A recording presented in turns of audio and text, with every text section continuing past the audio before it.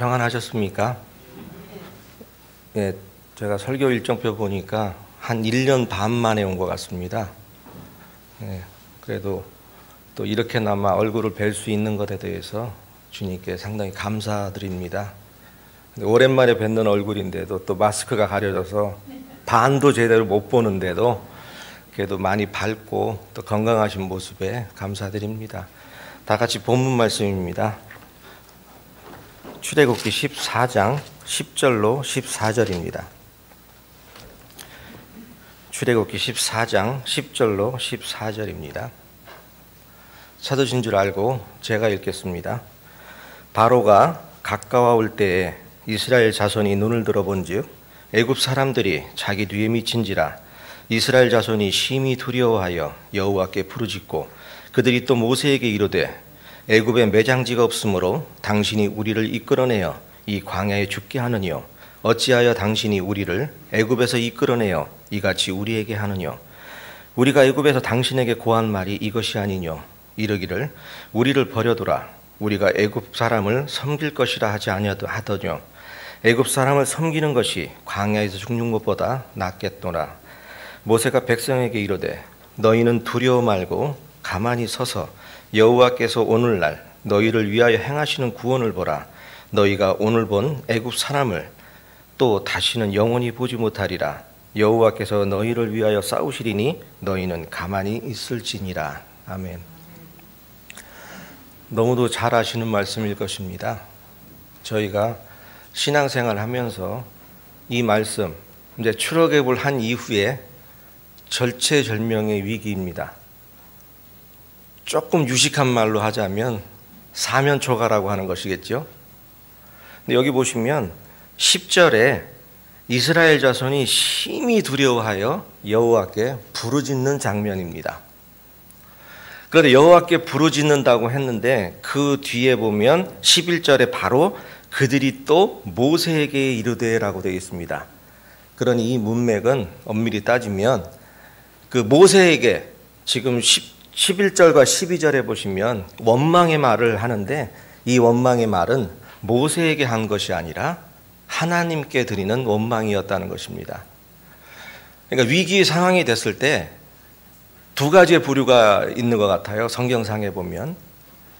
그러니까 여호와께 기도드리며 여호와의 그 손길과 여호와의 은혜를 잠잠히 기다리는 부류의 사람이 있는가 하면 자기 스스로 무언가를 자꾸 하려고 하는 사람들.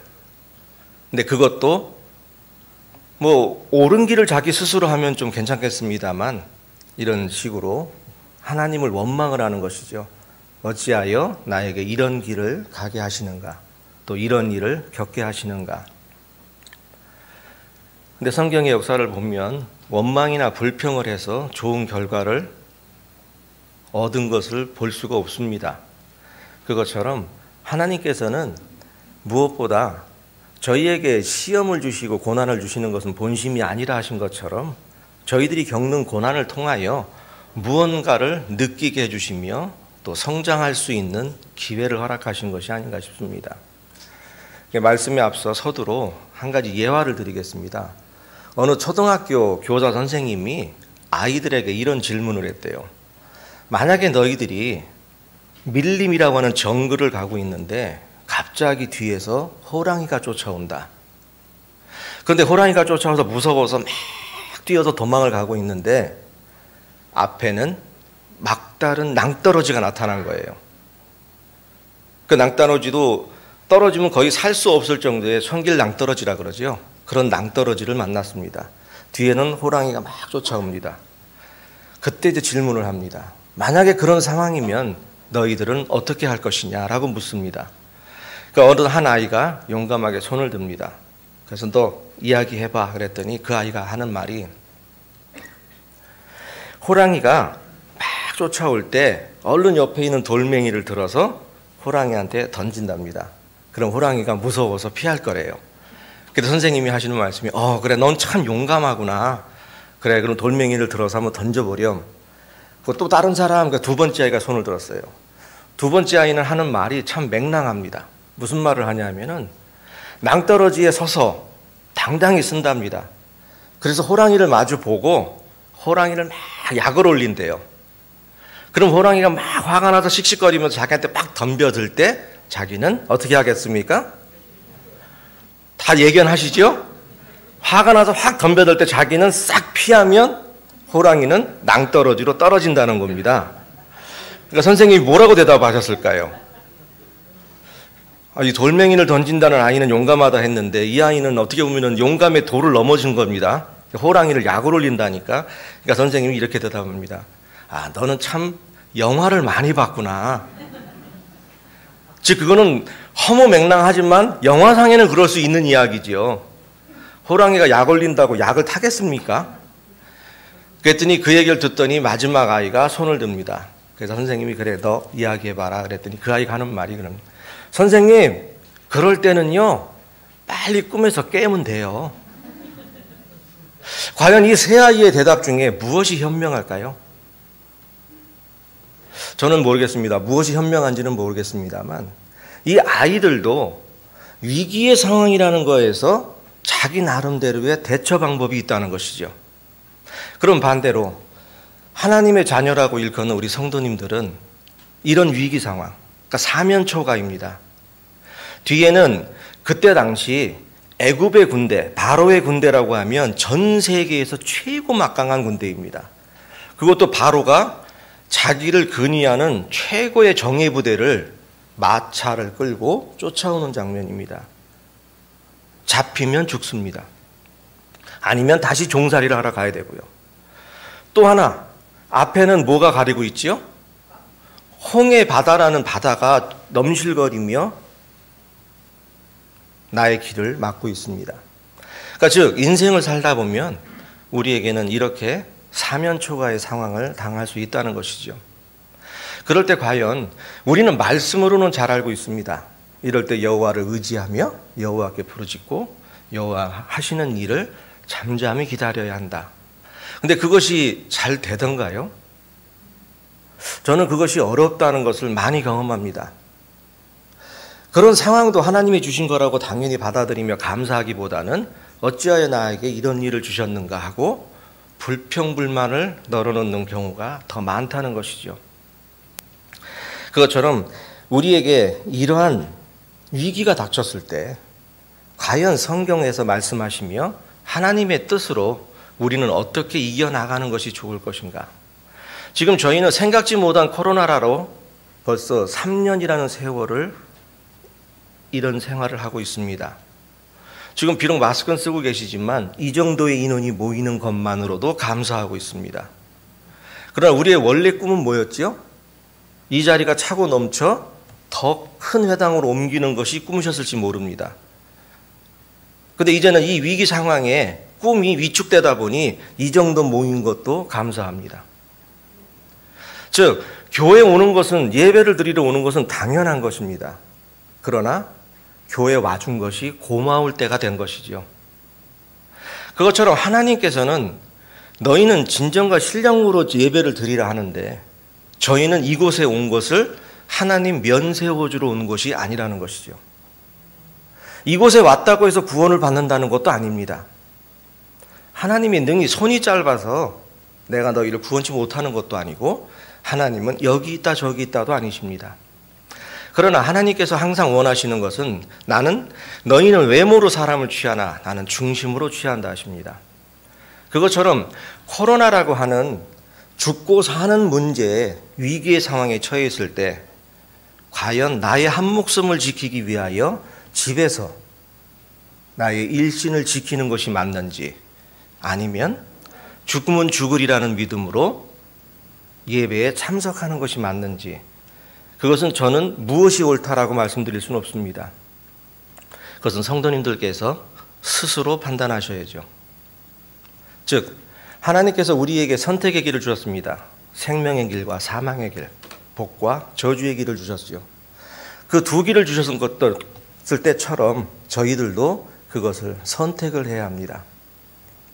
그러나 언제까지 상황이 이러니까 나의 처지가 이러니까 저도 저의 마음이 불편할 때는 분명히 그것을 핑곗거리로 삼아 어떻게 하면 교회 안 나갈까 구실을 찾습니다. 당위성을 찾는 것이죠. 이렇기 때문에 지금 이런 상황에서는 교회 안 나가는 것이 맞아. 그러나 하나님께서는 때를 얻든지 못 얻든지 말씀을 전하라며 예배드리는 것을 원하실 것입니다. 즉 이스라엘 백성들이 지금 이런 위기의 순간이 닥쳤을 때 과연 어떤 행동을 취했는지 하나하나 살펴보도록 하겠습니다. 이 위기의 순간일 때 우리 세상 사람들과 달리 성도들에게 필요한 덕목이 크게 보면 두 가지가 있는 것 같습니다. 첫 번째는 위기를 극복할 수 있다는 믿음을 갖고 전적으로 하나님을 신뢰하며 의지하는 것입니다. 그런데 첫 번째, 하나님을 믿고 전적으로 신뢰하고 의지하는 것, 이것보다 더 중요한 게 있더라는 것이죠. 이것이 두 번째 상황입니다. 모든 믿음의 가정이든 개인이든 많이 실수할 수 있고 실족할 수 있는 것이 바로 두 번째 상황입니다. 그것이 무엇이냐면 위기를 해결하시는 하나님의 시간을 기다려야 한다는 것이죠. 그러나 우리 인간은 어떻습니까? 위기가 닥치거나 어려움이 닥치면 빨리 벗어나고 해결하고 싶다는 것이죠. 1초도 위급합니다. 그러나 하나님께서는 이 1초보다 더한 1분이라는 시간을 기다려서 그 기다림을 참고 인내하는 사람으로부터 믿음과 사랑과 온유와 절제라는 것이 더 자라기를 원하실 수 있다는 것이죠. 그러니 하나님을 믿고 의지하고 신뢰하는 것이 중요한 것이 아니라 그분이 역사하시며 그분이 일하시는 시간을 잠잠히 기다릴 수 있어야 한다는 것입니다. 누구나 이 지금의 세태를 보며 마지막 때라 합니다. 그러나 진짜 마지막 때 과연 나는 그거에 합당한 삶을 살고 있느냐는 것이죠. 제가 성도님들께 하나의 질문을 드리겠습니다. 좀 어이없는 질문일 수도 있습니다. 만약에 성도님들 개인이나 가정에 개인적으로나 가정적으로나 아주 친밀한 내 진짜 친가족, 자녀보다도 가까운 친구가 있다고 가정을 하겠습니다. 아니면 가까운 이웃일 수도 있고요. 그런 분들이 한 10명에서 50명이 집에 놀러 온다 합니다. 연락이 왔어요. 그러면 그분들이 집에 놀러 왔는데 과연 한 50명 되는 분들이 나의 집에서 며칠간 같이 묵고 자는 것을 허락하시겠습니까? 거의 좀 대답 안 하시는 거 보니까 하루도 싫으신가 본데요. 아니 정말로 반가운 분들인데 하루도 못 데리고 계세요? 한 50명이 와서 제가 이렇게 몇 교회 다니면서 한번 여쭤봤어요. 그랬더니 어느 교회에서는 당당히 말씀하시더라고요. 하루도 안 됩니다. 그것처럼 아무리 가까운 사람이라도 과연 그 사람이 내 집에서 주인처럼 행세하며 같이 사는 것, 그것을 내가 얼마나 용납할 수 있을까? 그것도 그냥 있는 것도 아닙니다. 있으면서 밥 해주면 반찬이 어떻다, 밥이 어떻다, 집은 청소가 왜 이러니, 이부자리는 왜 이러니 계속 참견합니다. 또 너의 습관은 왜 그렇니?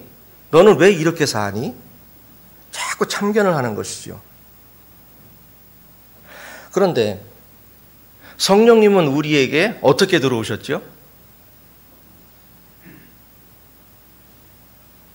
우리가 입으로 시인하는 순간 성령님은 저희 안에 내재하십니다. 그렇죠? 다 인정하십니까? 근데 그분은 저하고 어떤 계약 관계를 맺은 것도 아니고 아무것도 아닌데 나라고 하는 내 이 흙집에 그분은 들어오셨습니다. 그래서 그분은 들어오셨는데 어떻게 행동하시죠? 주인처럼 행동하십니다. 이제 나의 모든 것을 간섭하시며 심지어 어떻게 표현하시죠? 너를 부인하고 너는 죽었다 치랍니다. 그러면 성령님이 성도님들께서는 내 아무리 가까운 사람 50명도 단 하루도 내 집안에서 같이 사는 것이 용납이 안 되는데 성령님은 얼마나 용납하고 계십니까? 혹시 성령님이 불편하거나 성령님이 저를 간섭하는 것을 왜 이렇게 나를 침해하냐라고 생각하시지는 않으십니까? 저 역시도 어떤 때는 성령님이 부담스러울 때가 있습니다. 그냥 흘릴 수 있는 말과 그전에는 아무런 생각 없이 내뱉을 수 있었던 말들도 제 양심에 가책이 되더라는 것이죠. 그것도 세상 사람이 갖고 있는 일반 양심이 아닌 선한 양심에. 그랬을 때 그 하나님께서 저희 안에서 역사하시는 그 힘이 나날이 커갈 때 오히려 나는 무력감을 느껴가는 것이 아니라 감사함을 느껴야 하는데, 신앙심이 떨어지면 떨어질수록 무슨 마음이 생기느냐 하면요, 억울하며 분한 것이죠. 그러면서 성령님이 불편한 겁니다. 그러니 그분이 시시콜콜 간섭하는 것이 어떻지요? 싫은 겁니다. 그러니 말씀은 읽으나 나를 움직이지 않으며 그분을 믿고 신뢰하고는 있으나 그분이 나를 간섭하는 것은 용납지 않는 것입니다. 아무리 가까운 한 이불 속에 주무시는 부부관계에도 좋은 이야기 3번 하시면 이게 놀리는 겁니까? 진담입니까? 아무리 좋은 칭찬도 3번 이상 하면 이거 진심이야? 농담이야? 아무리 사랑하는 아내도 옆에서 바가지 5분 긁으면 그 마음 5분 동안 긁혀있던 바가지 담아놓은 거 밖으로 퍼내는데 며칠 걸립니다. 이건 제 실직 간증입니다. 여기 형제 자매님들은 안 그러세요? 전부 예수님의 마음에 다 도가 이렇게 트셨나 봅니다. 그것처럼 위기의 순간이라는 것은 뭐지요? 그러니까 설교상의 용어로 맞는지 모르겠습니다만 어떤 막 잔머리 쓰고 막 머리 굴릴 시간이 없다는 거예요. 지금 이 순간에는, 지금 본문 읽으셨던 이 순간에는 무언가 앞뒤 주판 놓듯이 계산하고 뭘 따지고 이랬을 때 경우의 수 저랬을 때 경우의 수 따질 시간이 없습니다. 지금 뒤돌았으면은 막 먼지가 구름처럼 일어나며 애굽의 군대가 쳐들어오고요. 앞에는 시퍼런 바닷물이 있습니다. 빠져 죽어도 죽는 거요. 뒤로 돌아가도 죽는 겁니다. 잔머리 쓸 시간이 없다는 것이죠. 그러면 뭐가 튀어나온다? 나의 옛 소욕이 나온다는 것이죠. 이것은 저도 아니고 성도님들도 똑같은 경험을 하실 것입니다. 그러니까 저만 느끼는 것은 아닐 것입니다. 즉, 진정한 신앙인은 이런 위기의 상황에 무엇이 먼저 나와야죠? 진심 어린 하나님의 기도와 잠잠히 기다리는 것이죠. 그런데 저는 그것이 무척 어렵다는 것을 알았다는 것입니다. 그것처럼 지금 이제 본문으로 돌아가겠습니다. 14장 10절입니다.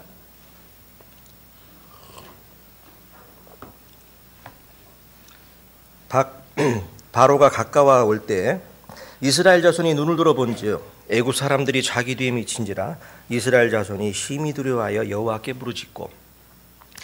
요 10절의 상황만 보면 성경적이며 위기의 상황 때, 두려움이 왔을 때, 그냥 두려움이 아닙니다. 심히 두려운 상황입니다. 이 상황에 여호와께 부르짖는 것은 당연한 것입니다. 이건 성도로서의 마땅한 일입니다. 그러니까 즉 에레미야 33장 3절에 너는 내게 부르짖으라 내가 내게 응답하겠고 내가 알지 못하고 크고 비밀한 일을 내게 보이리라. 그리고 시편 3편 4절에 기록되어 있습니다. 내가 나의 목소리로 여호와께 부르짖으니 그 성산에서 응답하시는도다.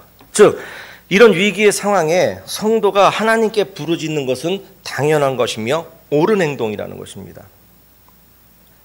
그러나 이 백성들이 여호와 하나님께 부르짖은 것이 정말 옳았을까요? 아닌 것이죠. 첫 번째, 이스라엘 백성들의 부르짖음은 구원에 하나님께 어떤 갈망이 아니라 원망이었다는 것입니다. 원망. 이 원망을 한번 살펴볼게요. 그 이후로 이제 11절, 12절입니다. 그들이 모세에게 이르되라고 되어 있습니다만 이건 모세에게 이르되라기보다 차라리 하나님께 고하되라고 말씀드리는 것이 더 옳다고 봅니다. 그들이 또 모세에게 이르되 애굽에 매장지가 없으므로 당신이 우리를 이끌어내어 이 광야에서 죽게 하느뇨. 어찌하여 당신이 우리를 애굽에서 이끌어내어 이같이 우리에게 하느뇨. 우리가 애굽에서 당신에게 고한 말이 이것이 아니뇨. 이르기를 우리를 버려두라. 우리가 애굽 사람을 섬길 것이라 하지 아니하더뇨. 애굽 사람을 섬기는 것이 광야에서 죽는 것보다 낫겠노라. 이것이 한마디로 말하면 뭐지요? 안 오려고 했는데 나 뭐하라고 여기 끌고 와서 나 여기서 죽게 하느냐는 겁니다.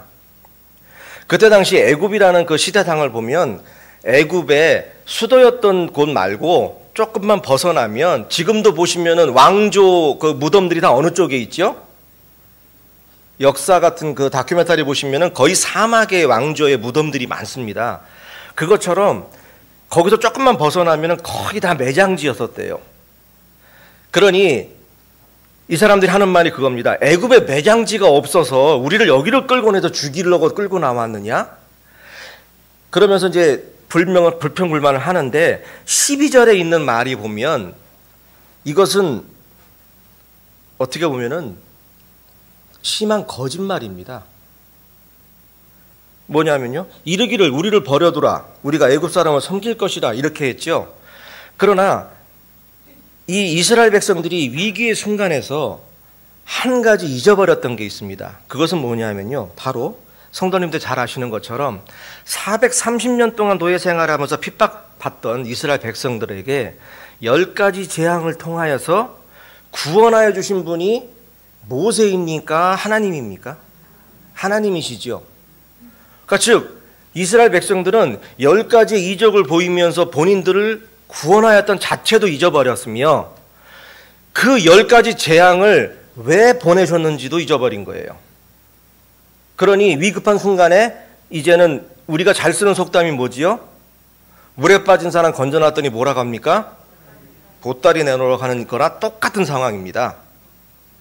즉 이것이 이스라엘 백성들이 자기네들은 내가 언제 구원해달라 했냐라고 좀 하는 이야기입니다. 이것이 왜 틀렸는지를 보겠습니다. 출애굽기 3장으로 가겠습니다. 출애굽기 3장 7절로 10절입니다.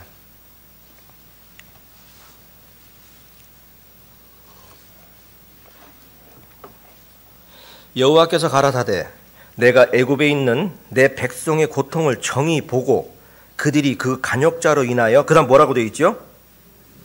부르짖음을 듣고 그 우고를 알고 내가 내려와서 그들을 애굽인의 손에서 건져내고 그들을 그 땅에서 인도하여 아름답고 광대한 땅, 젖과 꿀이 흐르는 땅, 곧 가나안 족속, 헷 족속, 아모리 족속, 브리스 족속, 히위 족속, 여부수 족속의 지방에 이르려 하노니 이제 이스라엘 자손의 부르짖음이 어떻게 됐다고요?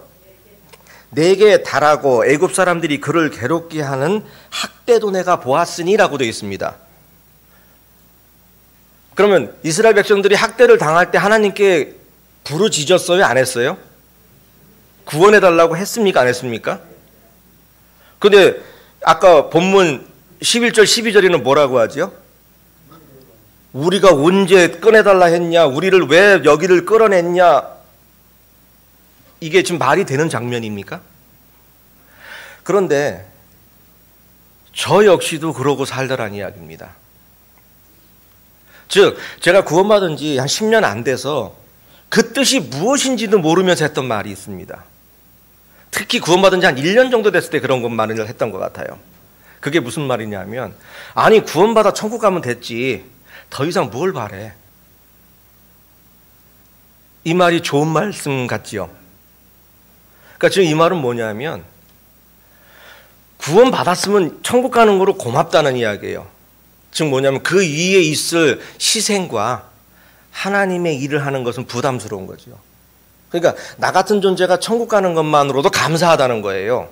그러니까 즉 그 이후에 있을 의의 면류관과 제가 받게 될 달란트에 대해서는 큰 관심 없다. 많이 안 받아도 좋다. 나는 구원받는 걸 만족한다. 근데 이 표현이 맞습니까? 저희는 천국은 침노한 자가 뺏는다는 말씀처럼 저희는 천국에 갈 이유가 무엇이냐면 그분과 사랑을 나누며 그분이 주시는 많은 것을 받고 싶은 욕심 아니겠습니까? 천국에 그분이 없다면 거기를 갈 이유가 없습니다. 천국에 하나님께서 안 계시다면 그 천국은 저희들끼리 모이면 짧게는 6개월, 길게는 1년 안에 다시 지옥됩니다. 왜 그런지 아시죠? 너무도 잘 아시죠? 거기서 누가 큰 자며, 누가 더 많은 것을 다스리며, 누가 더 교만해지려고, 그것은 빠른 시일 안에 지옥화됩니다. 그것처럼 우리는 본디 마음속에 그분이 계시지 않으면 저희는 어느 곳에 있느냐가 천국이 아니라 그분이 계신 곳에 있어야 천국인 것입니다. 그러니 아무리 위급해도 해야 할 행동과 하지 말아야 할 행동이 있는 것이지요. 그러나 이스라엘 백성들은 이러한 일을 서슴지 않게 범합니다. 이거로 끝납니까? 또 많은 일을 저지릅니다. 이거와 딱 대비되는 장면이 바로 가데스 바네아에서 무슨 사건이지요? 정탐 사건 이후에도 똑같은 사건이 벌어집니다. 갔다 와서 12명이 갔다 왔는데 2명 빼놓고 10명이 막 악평을 하니까 거기서 그럽니다. 또 우리를 죽이려고 여기까지 끌고 왔냐. 그때 여호와 하나님이 화내시며 하시는 말씀이 있죠. 그것이 바로 하나님께서는 제일 싫어하시는 것, 백성들이 하는 일 중에 여호와 하나님께서 제일 싫어하는 것이 과연 무엇일까요? 저는 그것 중에 최고를 뽑으라면 원망이라고 생각합니다. 여호와 하나님은 원망하시는 것을 제일 싫어하십니다. 왜 그런지 한번 살펴보겠습니다. 민수기 14장입니다. 민수기 14장 26절로 28절입니다.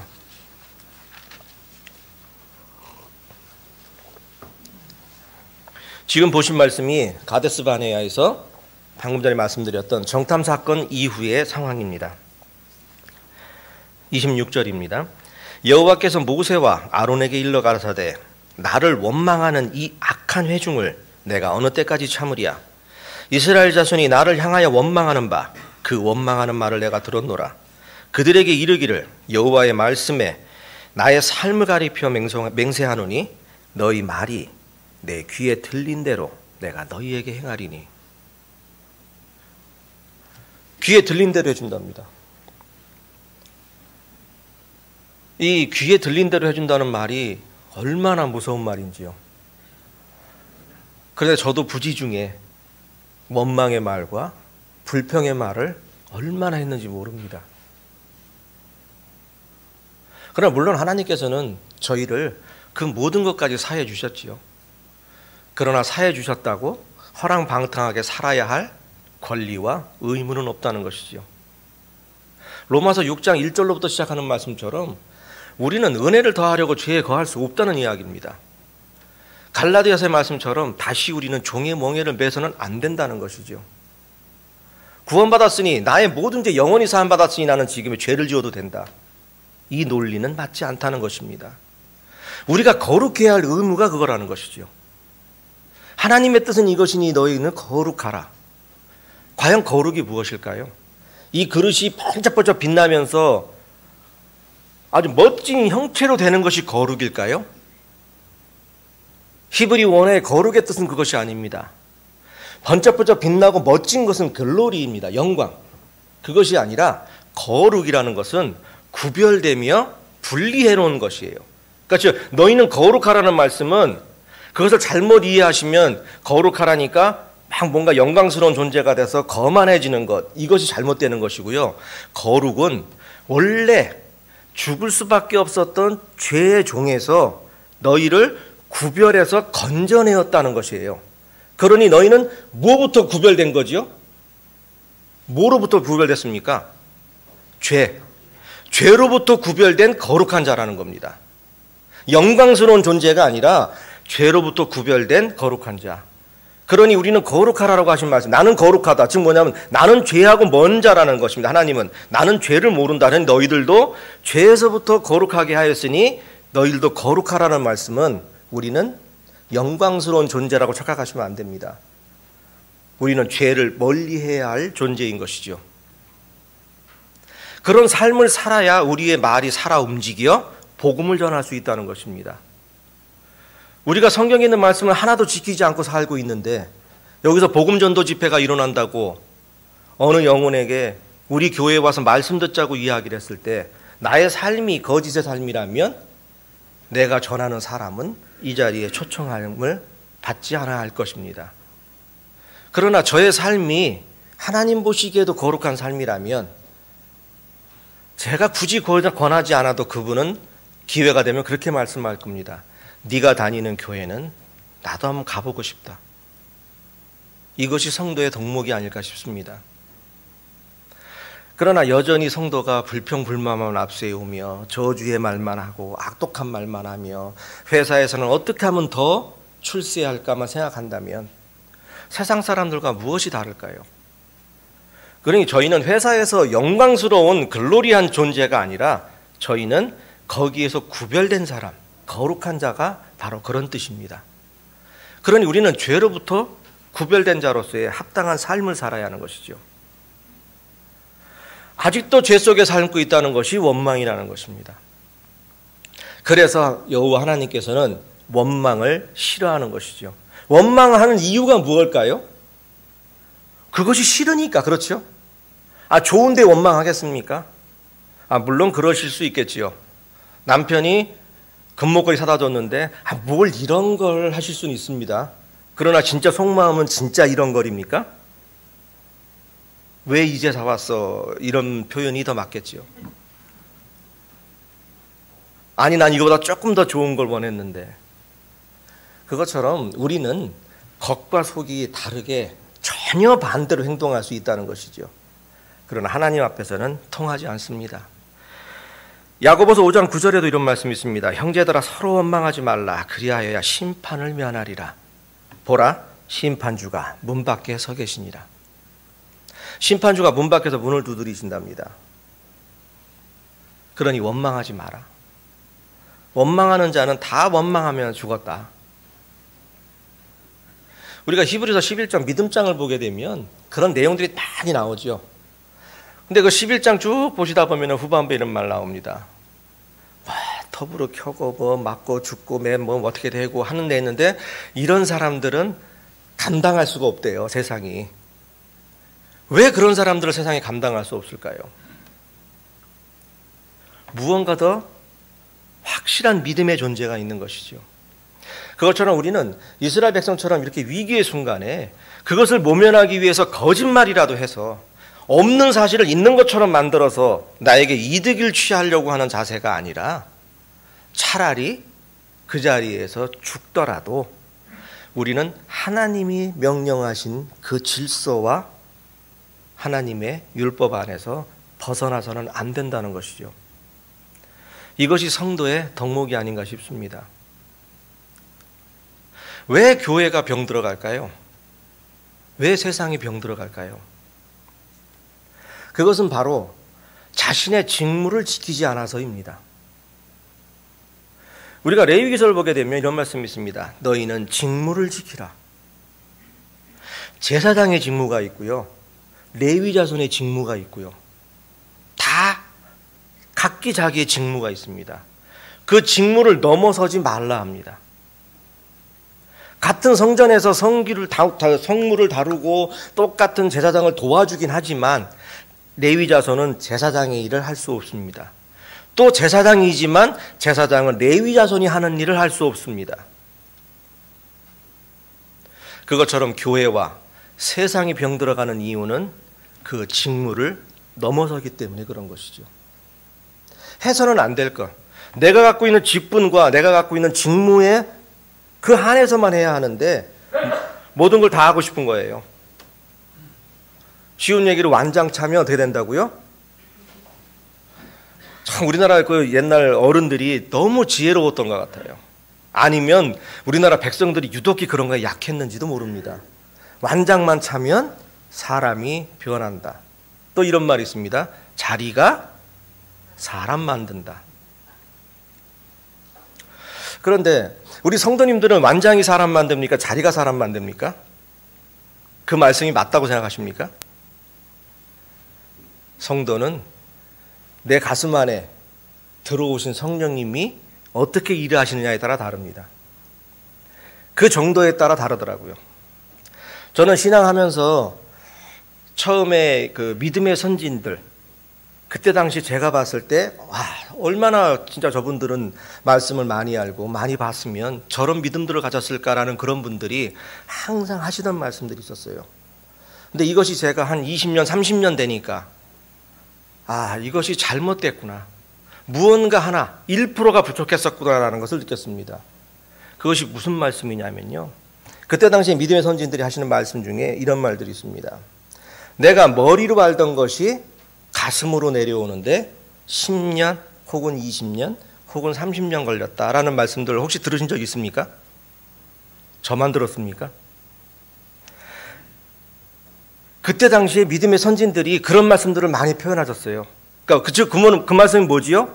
이제 뭔가 마음에 말씀이 느껴지며 알겠더라는 것이죠. 그러니까 내가 지식으로 알았던 것이 가슴으로 내려오는데 시간이 걸렸다. 저는 그때 그 말씀이 너무도 좋았습니다. 나는 언제나 여기 있는 게 이리 내려올까? 그런데 어느 정도 믿음의 생활을 하다 보니 그것이 잘못됐다는 것을 알았습니다. 무엇이 잘못됐을까요? 그 말씀 자체가 잘못됐다는 것이 아닙니다. 머리에 있는 것이 가슴에 내려오면 뭐합니까? 마지막 하나, 1%가 부족합니다. 마음에 있는 말씀이 나를 움직여야 하는 것이죠. 여러분께서 성경 66권을 토시 하나 안 빠뜨리고 전부 외우고 있으면 뭐 하실 것입니까? 이런 위기의 상황에 이스라엘 백성처럼 행하지 않는다는 보장이 없다는 것입니다. 시편 23편 말씀처럼 여호와는 나의 목자시니 내가 부족함이 없으리라는 말씀처럼 진짜 부족함이 없으십니까? 이럴 때가 많기 때문이죠. 그러니 성도는 사단의 종으로 사는 것보다 차라리 환난과 고통을 당하더라도 주님 안에서 진짜 영적인 자유와 해방을 누리는 것이 중요합니다. 사단의 종으로 살면서 세상에서 높은 지위와 많은 영광을 누리면 무엇하겠습니까? 우리는 말로 항상 그렇게 말씀하십니다. 이 육신은 죽으면 끝이다. 우리 장막 옷을 벗고 나면 우리는 그분을 만날 것이다. 그러니 우리는 나그네 인생을 살아야 한다. 그런데 진짜 나그네 인생처럼 사십니까? 더 출세하고 싶고 더 좋은 집에 살고 싶지 않으십니까? 여기 앞에 자매님 아니라고 고개 흔드시네요. 감사합니다. 예를 들어서 한 20년, 30년 단칸방에서 고생하시다가 어떻게 아파트 좀 좋은 거 하나 당첨되셨어요. 앞으로 일주일 후면 들어갑니다. 그래서 열심히 그 집을 새로 가서 구경하고 또 이 집 여기는 어떻게 꾸미까 계속 가서 봅니다. 그러다 어느덧 새로 입주하기 마지막 날입니다. 이제 하룻밤만 자면은 그 다음날 입주를 해야 합니다. 그때 만약에 그 새벽 미명에 혹시 잠이 안 오셔서 너무 기분이 좋아서 이제 고생 끝이고 하나님의 영광으로 나 이 좋은 집에 간다. 그리고 그 새벽에 기도를 드리는데 만약에 주님이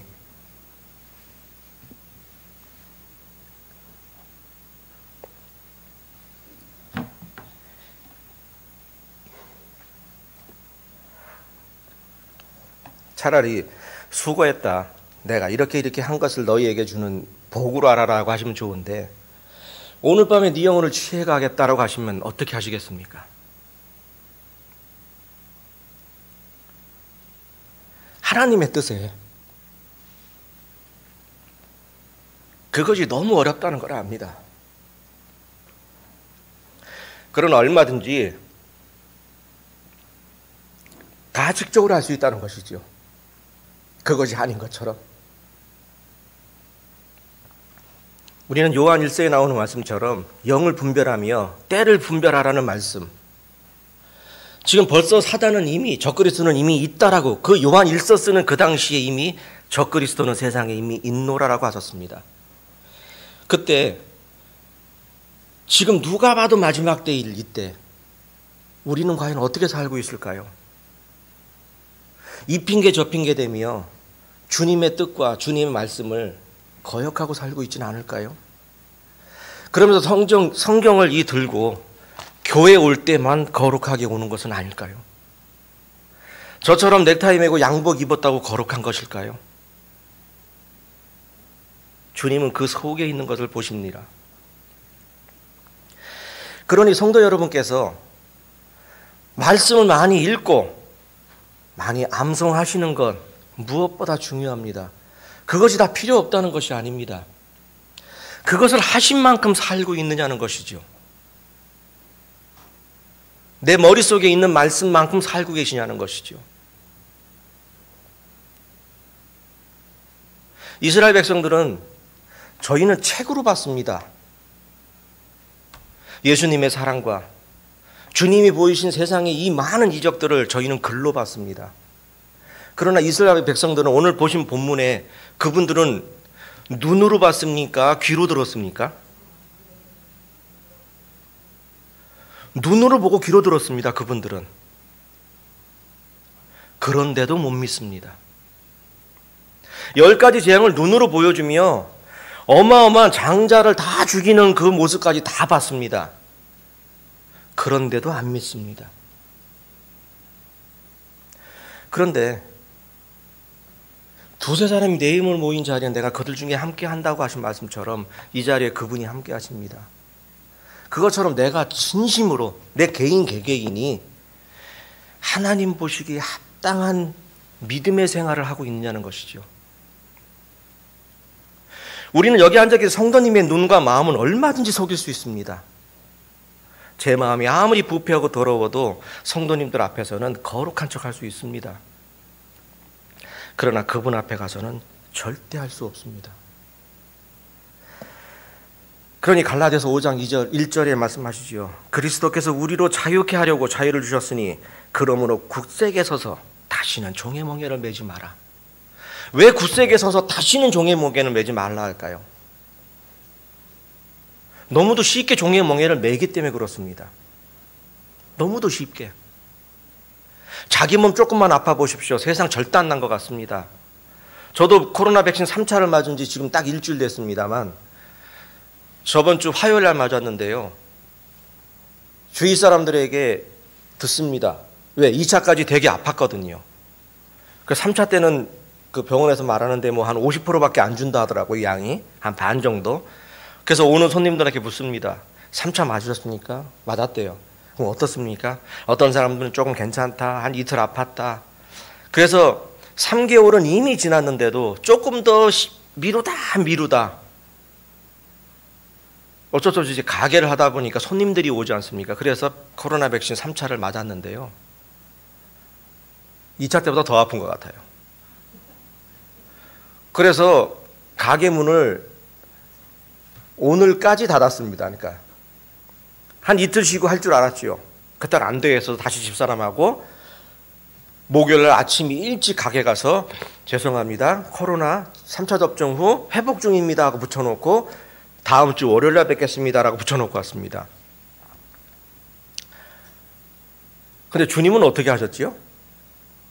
저는 코로나 백신 맞고 그 주사 약 요만큼 들어간 것 같고 저는 거의 일주일 동안을 참 오늘도 너무 은혜인 것이 어제까지만 해도 제가 천식이 도져가지고 기침을 계속 했었어요.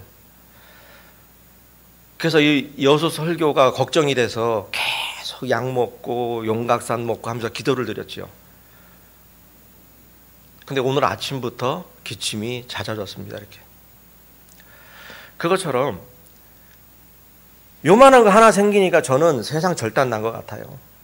이게 언제 끝나고 언제 뭐가 될지 빨리 어떻게 됐으면 좋겠고 빨리 나았으면 좋겠고 그래서 제가 두 번째 요강 위기를 극복하게 그것을 해결하시는 하나님의 시간을 기다리는 것이 중요하다는 것입니다. 기다리지 못해서 다 실패하더라고요. 그래서 무엇을 하지요? 내 스스로 우물을 팝니다. 근데 그 우물이 무슨 우물이지요? 저축치 못하는 터진 우물이지요. 그러니 나의 수고가 헛되더란 이야기입니다. 그러나 아무것도 하지 말라는 말씀은 아닙니다. 우리는 당연히 성도로서의 의무가 있습니다. 우리는 죄로부터 구별되어야 되죠.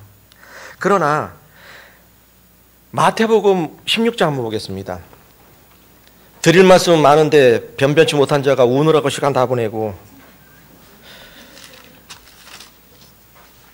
진짜 교제하고 싶은 말씀은 너무도 많은데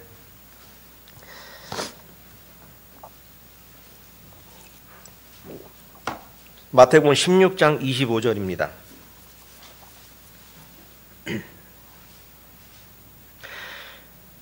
누구든지 제 목숨을 구원코자 하면 잃을 것이요 누구든지 나를 위하여 제 목숨을 잃으면 찾으리라. 여기서 목숨이 두 개가 나오지요. 전반부에 누구든지 제 목숨을 구원코자 하면, 또 후반부에 누구든지 나를 위하여 제 목숨을 잃으면. 목숨은 같아요. 그렇지요? 목숨은 같은데 이 목숨을 어디에 쓰느냐에 따라 다르지요. 그것처럼 즉 첫 번째 것은 뭐냐면 육신의 생명에 해당되는 거예요. 그러니까 누구든지 제 목숨을 구원코자 하면 육신의 생명. 그러나 누구든지 나를 위하여 제 목숨을 잃으면 이것은 영의 생명이라는 것입니다. 그것처럼 똑같은 정성옥이라고 하는 저는 하나인데 이 하나에 속해 있는 목숨을 어떻게 쓰느냐에 따라서 나는 영생이 될 수도 있고 사망이 될 수도 있다는 것입니다. 그러니 우리 구원받은 백성들은 뭐 제가 이걸 택했다고 해서 제 구원이 취소되지는 않겠지요. 즉 뭐냐면 제가 그분과 만날 그곳에서 제가 받을 영광이 다르겠죠. 그 사실은 아멘 하십니까? 분명히 내가 받을 영광이 다를 것입니다. 여기 김전원 장로님께서 계속 수고스럽게 요한계시록 많은 강의를 해주십니다. 그것처럼 우리 요한계시록 보면 이세자 장로가 그분 앞에 가서 면류관을 어떻게 하지요? 다 벗어 던집니다. 그분께 영광을 돌려드리는 것이. 왜? 이것은 제가 해서 받은 것이 아니라 그분이 주신 은혜라는 겁니다. 우리가 해야 할 것이 따로 있다는 것입니다. 그냥 구원받았으니 가만히 앉아서 그냥 누워 떡 먹기 식으로 신앙생활 하는 것이 아니라 우리는 고통과 환난이 있다는 것입니다. 그것이 바로 나를 위하여 제 목숨을 잃으면 너희에게 내가 분명히 준다. 근데 그것을 초보 단계의 믿음은 구원이라고만 생각하는 것이죠. 구원. 그러나 우리가 믿음으로 사는 세상에는 두 가지가 있습니다. 여기서 오해가 생기시면 안 됩니다. 다르다는 것이 아닙니다. 같습니다. 그러나 그것이 주는 내포하는 뜻은 다르다는 것입니다. 구원이 있고 거듭남이 있습니다. 구원은 하나로 따지자면 바로 거룩함인 것이죠. 구원은 죄로부터 건짐받은 것, 죄가 없이 도말하신 것입니다. 그 이후에 성도가 살아야 할 삶이 뭐지요? 성화라고 표현하는 삶이 뭐지요? 이것이 거듭남입니다. 즉 진정한 번어게인, 다시 태어나는 것. 왜 니고데모가 주님을 찾아와서 천국에 대해서 묻고 영생에 대해 물었을 때 주님은 구원에 대한 말씀을 하지 아니하시고 거듭남을 말씀하셨을까요? 다시 태어나지 않으면. 즉 구원에 머물러 있는 성도는 주님께서 말씀하신 것처럼 게으른 종이며 무익한 종일 수 있다는 것이죠. 그분이 원하시는 것은 너를 죄로부터 구별했으니 그 구별받은 그 육신으로 뭘 해라? 세상 끝까지 나의 증인이 되라는 것입니다. 그 증인은 놀고 먹으면서 부귀영화를 받으면서 하는 것이 아니라 내가 받은 핍박과 고난을 전하라는 것이죠. 그러니 너희도 나랑 똑같은 고난을 받을 수 있다. 그러나 그것을 너희는 슬퍼하지 마라. 내가 갚아주겠다. 다 아멘 하십니까? 우리는 구원이 중요한 것이 아닙니다. 구원은 신앙생활의 기초일 뿐입니다. 천국 가는 열차표 받은 겁니다.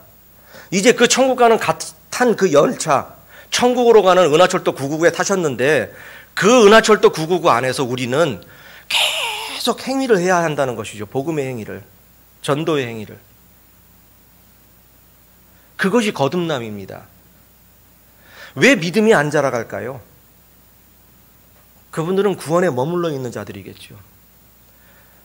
그러나 믿음의 연수대로 변은 익을수록 고개 숙인다고 말씀대로 살아가며 교회에서 무릎으로 신앙생활 하시며 높은 자리에 앉기보다 주님이 가르쳐준 그 말씀대로 말석에 앉았을 때 성도님들은 그분을 높은 자라 칭할 것입니다. 세상은 반대로 살라 하지요. 세상은 잘난 척해야 높아집니다. 근데 교회는 잘난 척하면 어떻게 되지요? 눈총 맞아 죽습니다. 그것처럼 하나님이 원하시는 방법은 전혀 다릅니다. 그러나 세상이 원하는 방법은 하나님과 정반대인 것이죠. 그래서 주님은 원하시던 것이 구원도 중요해요. 구원은 너희들이 나의 백성이 되는 첫걸음이며 너희들이 나의 자녀된 것을 보이는 증거는 거듭남이라는 것입니다. 진정은 네 생활과 습관과 모든 목숨까지도 버려봤냐는 것이죠. 그래서 아까 제가 말씀드린 겁니다. 50명의 나에 가까운 사람들이 하루도 내 집안에 있는 것은 불편한데 생전 처음 본 성령님이 내 안에 들어와서 시시콜콜 간섭하시는 것, 그것이 어찌 편하겠습니까? 솔직히 표현하자면 편한 척하는 거지요. 그러나 믿음이 성장할수록 그것은 내 몸과 같이 맞아야 하는 것이지요. 그분이 하는 말씀은 아 해도 어를 알아들어야지요. 눈빛만 봐도 알아야죠, 이제. 근데 그분 눈빛만 보면 도망가고 싶은 마음이니 이 일을 어찌하면 좋습니까? 그래서 안 되는 족속이다 보니 그분이 친히 오셔서 죽기까지 순종하신 것입니다. 이것이 신앙이다. 이것이 사랑이란다. 그러니 얼마나 힘들겠습니까? 아직 두 번째 사항을 알아봐야 되는데 거의 1시간이 돼버렸습니다. 첫 번째 사항이 뭐였죠? 기억나십니까? 제가 운 것만 기억하시면 안 됩니다. 첫 번째 사항은 백성들이 한 것은 부르짖음이 아니라 원망이었다. 그러니까 우리는 부르짖음이라고 하면은 막 뭐 소리 지르고 땡깡 부리는 거가 아니고 간절해서 막 소망하는 거. 그거를 여호와 하나님은 부르짖는다라고 표현하시거든요. 근데 백성들이 분명히 여호와께 부르짖었어요. 근데 부르짖음은 그분에게 찾고 구원의 길을 달라고 했던 것이 아니라 원망이었다는 것입니다. 그런데 두 번째는 뭐냐? 모세가 하는 행동이지요. 다시 본문입니다. 14장입니다. 출애굽 14장.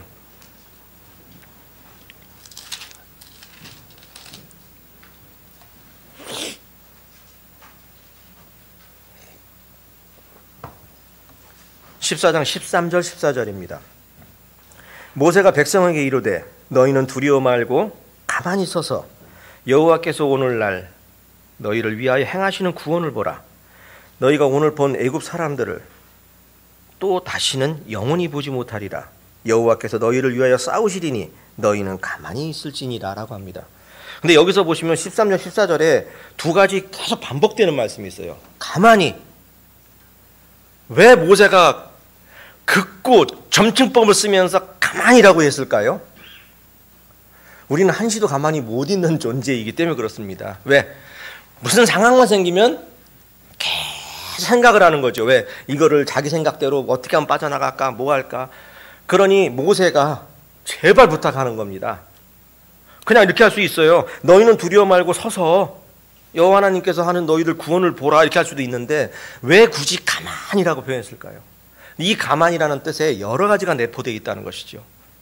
뭐 들레지 않는 거, 막 뭐 설치지 않는 거, 뭐 그런 것도 포함이 되겠지만 그것을 전부 집약적으로 보면 나의 생각을 넣지 말라는 것이죠. 그러니까 쉬운 얘기로 가만히 서서 하나님의 구원, 너희를 어떻게 하는지 구원을 보라라고 하는데 이 구원도 즉 뭐냐 하면 하나님이 구원을 하십니다.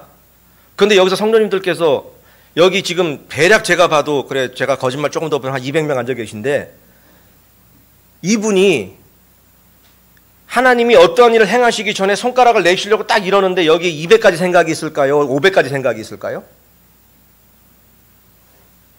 200명 곱하기 만입니다. 한 분당 10,000가지 생각들을 하실 거예요. 지금 뭔가 상황에 하나님께서 하시려고 손을 탁 내미시려고 이러고 있는데 이 손을 내밀면 이렇게 될 거야, 저렇게 될 거야, 이렇게 될 거야. 왜? 그거는 뭐냐면 내 생각이 계속 들어가는 거예요. 그 자체도. 하나님이 역사하시려고 하는 그 순간에도 내 생각이 들어가고 있다는 것입니다. 즉 뭐냐? 끝까지 내 마음대로, 내 뜻대로 해주세요. 내가 딱 원하는 요대로만 해주세요. 이것이 바로 저의 기도였다는 것입니다. 그래서 하나님께서 직접 육신을 입고 이 땅에 오셔서 하신 말씀이 뭐지요? 너희는 중언부언하지 마라. 많이 해야, 많이 늘어나야 그 기도가 응답될 줄 아느냐? 그것처럼 우리는 핵심을 짚어야죠. 그렇죠? 바로 그 핵심이 무엇입니까? 예수님이 겟세마네 동산 올라가시기 전에 마지막 한 기도 중에서 진짜 핵심이 무엇이지요? 혹시 성도님들 기억나십니까? 내 원대로 마옵시고. 이것이 바로 가만입니다. 왜 내가 지금이라도 명령해서 10띠용이나 더 되는 영을 내가 가서 베드로가 귀를 자를 때, 그렇죠? 그때 주님이 그렇게 말씀하셨죠. 내가 12영이 되는 더 천사를 불러서 지금도 어떻게 할 수 있는 힘이 없는 줄 아느냐? 난 가만히 있다. 그분은 어떠한 일도 하실 수 있는 분입니다. 그런데 왜 그분이 가만히 있으셨을까요? 그분은 육신을 입고 양자된 몸으로 오신 것뿐이지 그분은 하나님의 본체이십니다. 그분은 어떠한 일도 하실 수 있는 분이에요. 굳이 안 죽고 세상 다시 만드시면 됩니다. 모세에게 말한 것처럼 내가 다시 이 돌들로 내가 다시 백성들을 만들게 하리라 하신 것처럼 싹 죽이시고 새로 하시면 돼요. 그런데 굳이 왜 본인이 죽으시면서까지 그 일을 하셨을까요? 그것이 백성들의 뜻입니까? 아버지 하나님의 뜻입니까? 아버지 하나님의 뜻이기 때문에 그렇습니다. 그러니 저는 오늘 여러분께 말씀드리는 것이 그것입니다.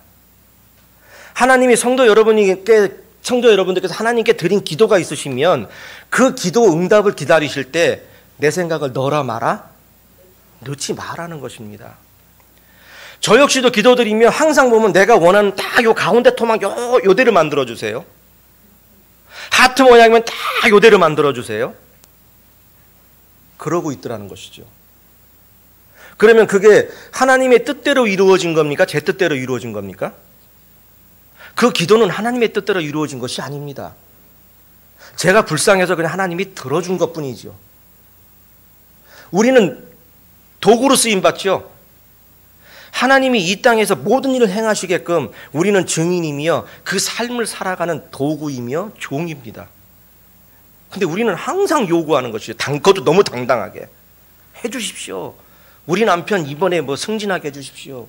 우리 아들 이번에 서울대학만 들어가게 해주시면 내가 이번에 교회에다가 한 턱 낼게요. 그 한 턱은 꼭 서울대학교에 들어가면 냅니까? 이건 예입니다. 그것처럼 하나님이 원하시는 것. 왜 모세가 가만히 서서 오늘날 너희를 위하여 행하시는 구원을 보라라고 말씀하시며 이 애굽 군대를 다시는 보지 않는다라고 하신 말씀은 뭐죠? 애굽이 뭐지요? 옛사람을 증거하는 거 아닙니까? 나의 옛삶, 옛삶이나 옛사람. 이걸 다시는 보지 않는다 하는데 저희는 때만 되면 그걸 추억하고 살더라는 것입니다. 이스라엘 백성들이 그때 외를 먹었을 때가 좋았다. 화랍에서 고기를 씹던 때가 좋았다. 뭐가 어땠다. 이런 말 하듯이 저 역시 그러고 있습니다. 그러다 보니 제가 원하는 것이 진짜 무엇인지 모를 때가 있습니다. 이것이 진짜 하나님의 일을 하는 건지 제가 원하는 일을 하는 건지. 그러니까 저희는 사나 죽으나 누구를 위해서요? 보십시오. 우리가 이렇게 아는 건 여수처럼 아는데 행하는 건 곰처럼 안 한다는 겁니다. 우리의 삶은 먹으나 사나 죽으나 먹으나 뭐하나 물도 마시는 것도 다 주님의 영광을 위해서 한다라는 말씀을 아세요. 그런데 제가 이 물을 마실 때 주님의 영광을 위해서 마신다는 생각보다는 목마르니까 마시는 것이 더 많더라는 것이죠. 그러니까 즉 말씀 따로 행함 따름이 너무 많더라는 것입니다. 그래서 제가 머리로 있던 것이 가슴에 내려온 것으로 끝나는 것이 아니라 우리는 앞으로 어떻게 하자? 진심으로 행하자는 겁니다. 진심으로. 야고보서 말씀처럼 행함이 없는 믿음은 죽은 믿음이라는 거 말씀만 알지 말고 진짜 행해야 산다. 이것을 우리는 실천하자는 것입니다. 힘들고 어렵지만 그것이 하나님이 원하시는 것인지 아닌지 모르겠어요. 그런데 이 위기의 상황에 우리가 또 하나 기억해야 할 것이 있습니다. 그것은 뭐냐 하면 시편 81편, 시간상 안 찾겠습니다. 81편 7편인데요. 말씀에 내가 고난 중에 부르짖음에 내가 너를 건졌고 뇌성의 은은한 곳에서 내게 응답하며 무리바 물가에서 너를 시험하셨더라고 되어 있습니다. 즉 무리바 물가에서 너를 시험했답니다. 이 말은 뭐냐면 환난과 고통을 주신 것은 우리를 뭘 하시는 거예요? 시험하시는 거예요. 그러니까 즉 내가 당하고 있는 고통은 이것은 감사함으로 받아야 할 것이 바로 그거죠. 네가 얼만큼 자랐느냐, 얼만큼 성숙했느냐라는 것을 시험하고 계시는 거예요. 유혹하는 것이 아니라 테스트입니다. 저의 믿음 테스트. 근데 거기에 저는 항상 낙제 점수를 받는 모습을 보는데 참 더 많이 분발해야 할 것 같습니다. 그것처럼 우리는 이사야서 44장 한번 보겠습니다. 이거는 보셔야 될 것 같습니다. 이사야 44장입니다. 43장.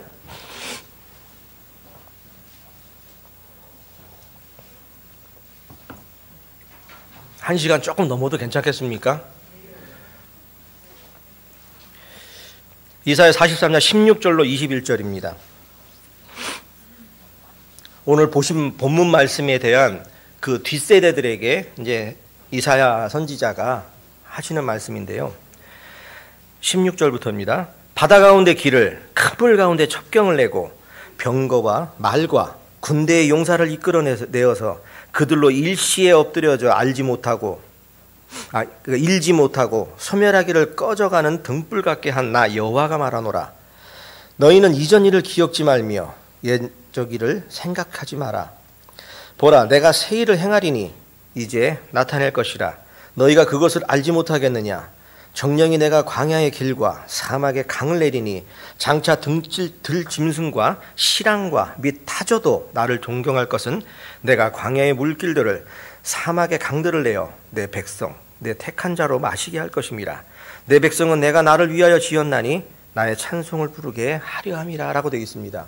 여기 보시면 16절은 17절은 출애굽할 당시에 이렇게 너희를 구원했었다.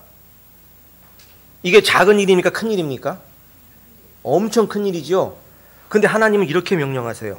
18절에 너희는 이전 일을 어떻게 하라고요? 기억지 말고 옛적 일을 어떻게 하라고요? 생각지도 말래요. 이 말은 뭐예요? 이거는 뭐 잊어버리고 감사함을 갖지 말라는 뜻이 아닙니다. 즉, 이 말을 지금으로 표현하자면 나 청년 때는 어떻게 신앙생활 했는데, 나 처음 구원받을 때는 너무 좋아서 막 입이 희죽희죽거리고 사람 보는 사람마다 구원시키고 싶어서 했는데 그것만 기억하고 살아는 겁니까? 지금의 너를 보라는 거예요. 지금의 나. 그러니까 구원받은 거 중요해.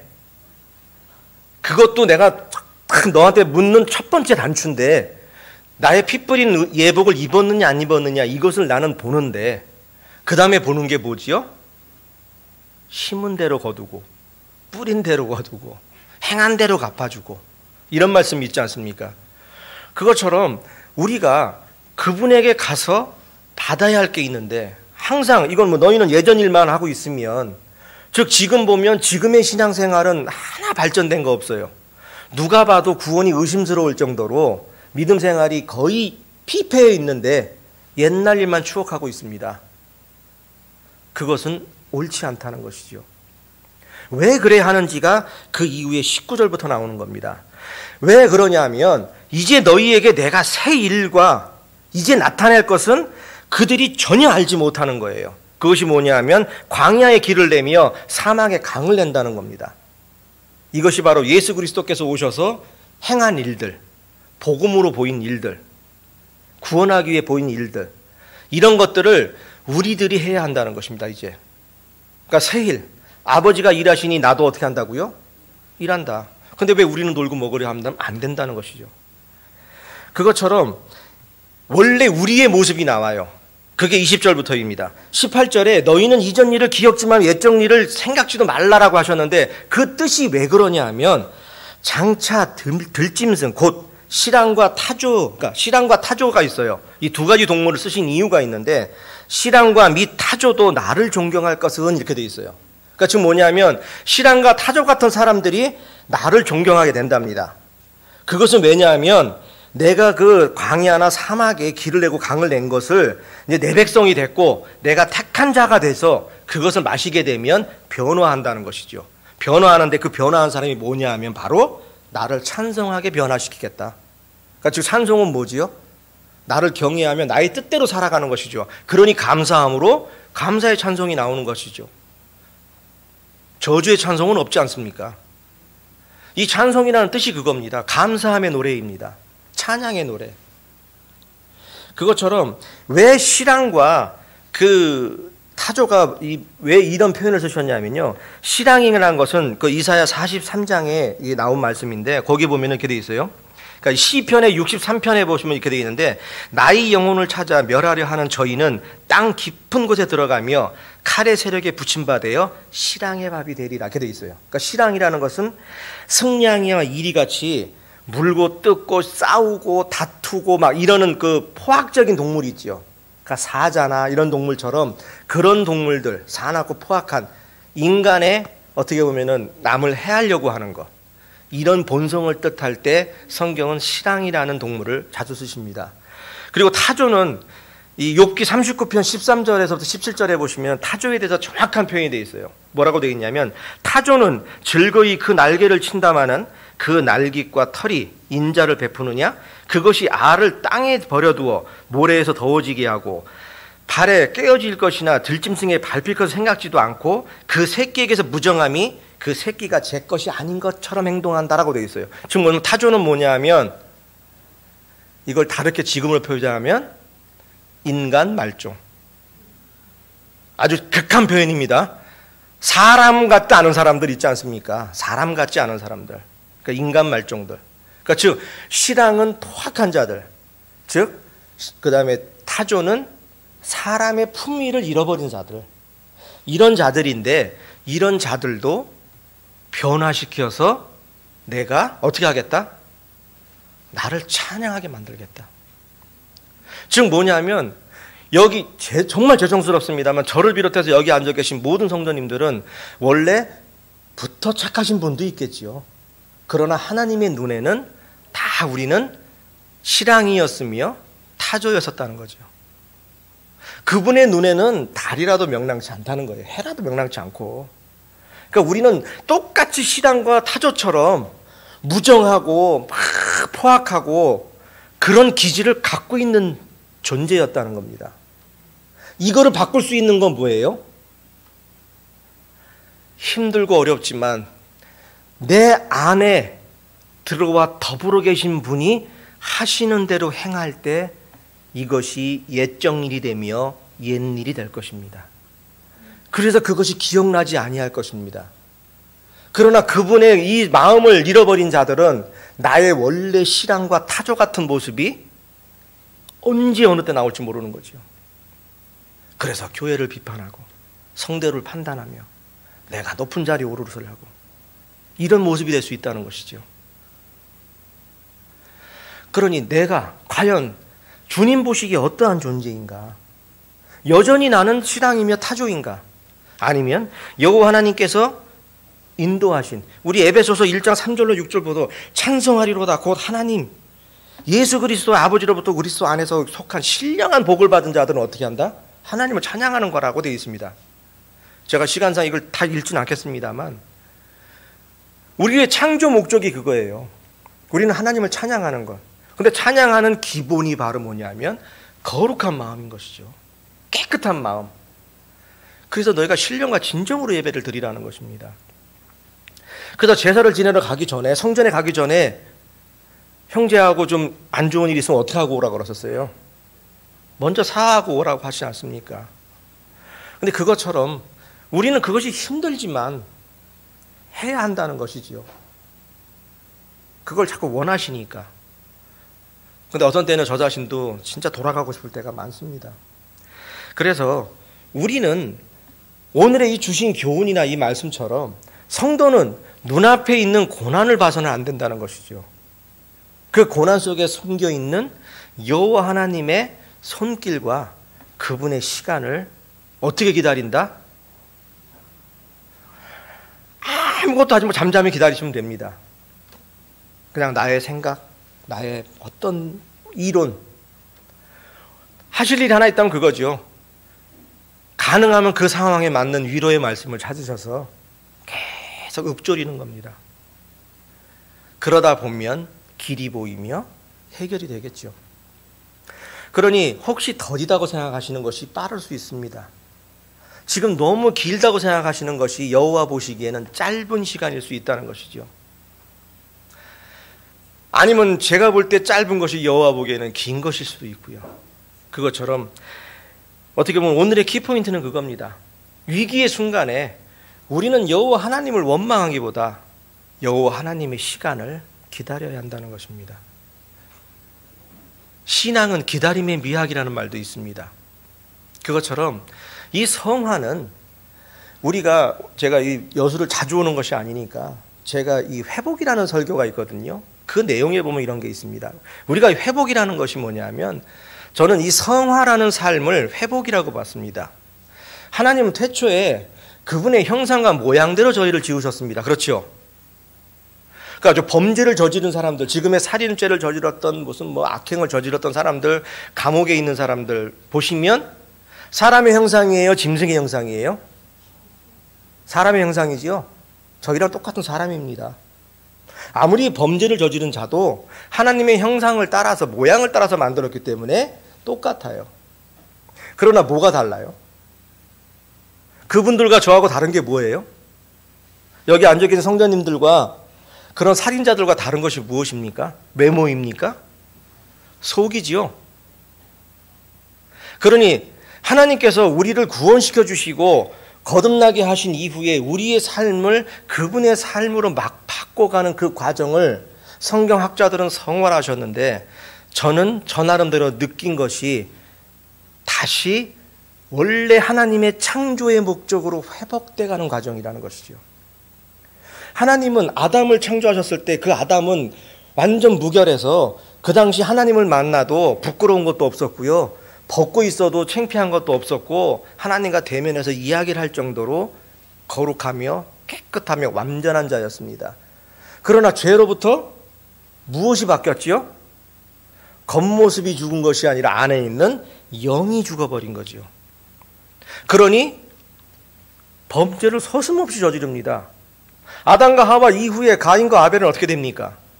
아담과 하와는 선악 하나 따먹은 정도로 가슴이 떨렸습니다. 두려워서 숨었습니다. 그런데 그것이 점층법으로 커지더니 바로 그 다음 세대에 가인은 아벨을 돌로 쳐 죽입니다. 그렇죠? 그러면서 갈수록 그 죄는 더 심해져서 결국에 하나님이 싹 다 물로 심판하십니다. 그럼 심판받았으면 다시 회복이 돼야지요. 노아와 8명 좀 회복된 것 같았습니다. 그러나 결국에 바벨탑 쌓지요. 또다시 타락하지요. 소돔과 고모라 때 그 소돔과 고모라를 읽으시면 그런 생각 안 드십니까? 어떻게 자기 딸들을 내줄 수 있어? 그때 문화 풍습이 그랬대요. 아니 아무리 그래도 어떻게 남자를 가까이 하지 않은 내 두 딸이 있으니까 너희들 마음대로 해라? 제가 아버지의 마음이라면 그거 어려울 것 같아요. 차라리 나를 죽여라 그러지. 그만큼 무엇이 죽은 거예요? 영이 죽은 거예요. 그래서 보다 안 돼서 그분이 직접 오셔서 회복을 해주시는 겁니다. 이제. 그러니 저는 그 회복 설교 때 성도님들께 그렇게 물었습니다. 성도님들은 지금 신앙생활 하신 지 저는 몇 년 되신지 저는 모릅니다. 그러나 각기 신앙생활 하신 기간 동안 하나님으로부터 멀어졌던 그 육신과 영혼이 얼마나 회복되셨습니까? 얼마나 하나님이 원하시던 창조의 목적대로 돌아가셨습니까? 지금도 구원받았을 때 갈릴리에 있던 그 갈보리 십자가가 아직도 그 자리에 있습니까? 30년 전에 구원받을 때 거기 봤던 그 십자가가 30년 후에 내가 걷고 있는 이 자리에는 없지 않는가 혹시? 나는 그분을 거기 놓고 나는 따로 살고 있지는 않는가? 그분은 항상 주장했던 것이 뭐지요? 내가 네 안에, 네가 내 안에. 항상 더불어 사시는 것을 원합니다. 세상 끝날까지 함께 하신다 하셨습니다. 그러니 혹시 성도님들의 십자가는 과연 어디 있습니까? 성도님들이 보셨던 나의 죄를 다 사해주기 위해서 피 흘려졌던 그 주님의 십자가는 어디 있습니까? 성도님들의 가슴에 있습니까? 아니면 구원받았던 그 순간, 아니 한 20년 전에 어딘가 있었나? 내가 계속 뜨거웠던 때 그때 있었나? 아까 이사야서 말씀 보셨지요? 너희는 이전 일을 생각지 말고 옛적 일을 기억지 마라. 항상 우리는 가슴에 같이 다녀야 합니다. 십자가가. 그래야 그분의 눈을 대면하는 눈이 돼야 손이 범죄할 때 그분의 눈이 두려워하지 못하며 내 입이 형제를 원망할 때 그분의 눈이 두려워할 수 없는 것입니다. 그러나 그분이 멀수록 우리는 죄 범함을 방자히 할 수 있는 것이죠. 그것처럼 왜 우리가 그렇게 되냐면 주님은 마태복음 6장에 보시면요. 6장에 은밀한 중에 행하시는 하나님 나오시죠. 은밀한 중에. 근데 저는 이 말씀을 설교 준비하면서 보면서 제가 신앙생활 30년을 했는데 관점이 바뀌어버렸어요. 뭐가 바뀌었냐면 그전에는 마태복음 6장 3절에서 6절에 보시면 이렇게 되죠. 너희는 구제할 때 옳은소리 하는 것을 왼손이 모르게 하고 이런 말씀이 있지요. 또 그 다음에 그 밑에는 6절에 보면 너는 기도할 때 골방에 들어가서 혼자 힘밀한 중에 여호와 하나님께 그 이후에 17절에 보시면 이렇게 나옵니다. 너는 금식할 때 머리에 기름을 바르고 얼굴을 씻으라. 이는 금식하는 자로 사람에게 보이지 않게 하라. 뭐 이렇게 하는 게 있습니다. 그러니까 즉 저는 그 당시에는 이 말씀을 다시 준비하며 하나님의 은혜를 느끼기 전에는 저의 관점이 어디에 있었냐 하면 그래 구제할 때는 오른손이 모르게 하고 왼손이 하는 거를 모르게 해라. 기도할 때도 골방에 들어가서 하는 거. 이것이 중요한 줄 알았어요. 그런데 이게 중요한 게 아니더라고요. 무엇이 중요하냐면 바로 구제함이 은밀하게 하라. 그 이유는 뭐냐면 은밀한 중에 보시는 너희 아버지가 갚으시리랍니다. 은밀한 중에 보이시는 아버지가 갚으신대요. 그러니까 즉 제가 하는 구제나 제가 하는 기도, 제가 하는 금식이 중요한 게 아니라 그것을 어떻게 보세요? 은밀하게 보세요. 그러니까 펴내고 하지 말라는 거야. 은밀하게. 그런데 우리는 펴내고 하는 것을 많이 더 중시한다는 거죠. 그러다 보니 그분이 저에게 주시는 어떠한 상급에 대한 그 생각보다 더 많이 치중되는 것이 뭐냐면 나의 행위에 치중하는 부분이 많더라는 겁니다. 그러니까 텔레비에 보면 어떤 사람이 막 구제하면서 고아원 앞에 가서 뽐내고 있으면 저도 모르게 그런 말 나와요. 저런 건 좀 안 보게 할 수 없나? 왜? 저도 행위를 중요시 여겼다는 겁니다. 그러나 하나님은 그것을 은밀한 중에 보시니 왜 우리가 은밀한 중에 그것을 표하지 않고 해야 하는 이유가 그것이죠. 하나님은 그보다 더 어마어마한 일을 하시는데도 은밀한 중에 하신다는 겁니다. 아까 그러죠. 너희가 기도하면 내가 은은한 중에서 내가 너희를 구원하리라 하십니다. 그 은은한 곳에서가 바로 이 은밀한 중에하고 똑같은 거예요. 그러니 저희는 하나님이 제가 아무리 원하는 것을 기도드릴 때 당장에 이루어지지 않는다 해서 그것이 안 이루어지는 것이 아니라 무언가 이루어지고 있는 것이죠. 즉 이루어지지 않는 것도 기도응답이라는 것은 우리가 너무도 잘 알고 있지 않습니까? 그러나 그것이 안 이루어지는 것을 원하지는 않는다는 것입니다. 그것처럼 우리가 위기의 순간에도 의인은 7번 넘어지더라도 절대 쓰러지지 않습니다. 그리고 그 넘어짐이 아주 엎드려짐이 되지 않습니다. 그것은 왜? 은밀한 중에 계시는 여호와 하나님께서 의인인 우리의 손을 영원히 놓고 있지 않기 때문입니다. 그러니 우리는 그 은밀한 중에 행하시는 여호와 하나님의 시간을 기다려야 합니다. 마지막 한 말씀 같이 보고 기도하겠습니다. 로마서 8장입니다.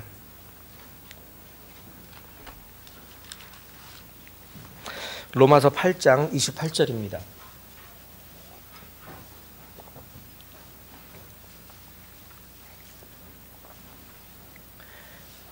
우리는 같이 읽겠습니다.